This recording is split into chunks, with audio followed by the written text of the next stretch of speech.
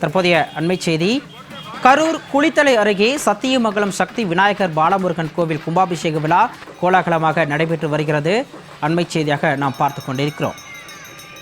சக்தி விநாயகர் பாலமுருகன் கோவில் கும்பாபிஷேக விழா கோலாகலமாக நடைபெற்று வருகிறது.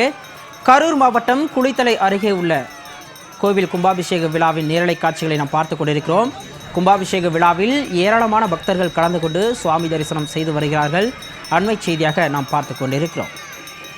கூடுதல் விவரங்களோடு செய்தியாளர் சதீஷ்குமார் இணைப்பில் இருக்கிறார். அவரிடம் விவரங்களை கேட்டு பெறலாம்.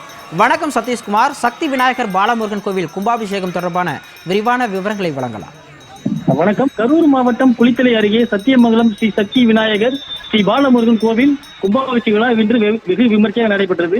விழாவை முன்னிட்டு கடந்த 25ஆம் தேதி திங்கட்கிழமை காலை குளித்தலை காவேரியிலிருந்து மேலதளங்கள் முழங்க தீர்த்த கூடம் ஊர்வலமாக எடுத்து வந்தனர். அதைத் தொடர்ந்து மாலை விக்னேஸ்வர பூஜை, காந்தி பூஜை என்று யாகக்காலை 4 பூஜை கால பூஜை நடைபெற்றது. இன்று இரண்டாவது யாகத்தில் நடைபெற்றது. அதைத் தொடர்ந்து மாலை கும்பாபிஷேகம் நடைபெற்றது. அதைத் தொடர்ந்து சிறப்பு அபிஷேகம் ஆதாரையில் 3வது காலை பூஜையாக நடைபெற்றன. இன்று காலை மங்கள இசை முழங்க 4ஆம் காலை பூஜை நடைபெற்றது. அதைத் தொடர்ந்து கடம் புறப்பட்டு விமான கோபுர கும்பாபிஷேகம், அதைத் தொடர்ந்து மூலவர் மகா கும்பாபிஷேகம், சிவாச்சாரியர்கள், வேத மந்திரங்கள் நடைபெற்றது. பின்னர் பக்தர்கள் புனிதரை தெளிக்கப்பட்டு அதனைத் தொடர்ந்து பக்தர்கள் சிறப்பு அன்னதானம் நடைபெற்றது. விவரங்களுக்கு நன்றி சதீஷ்குமார்.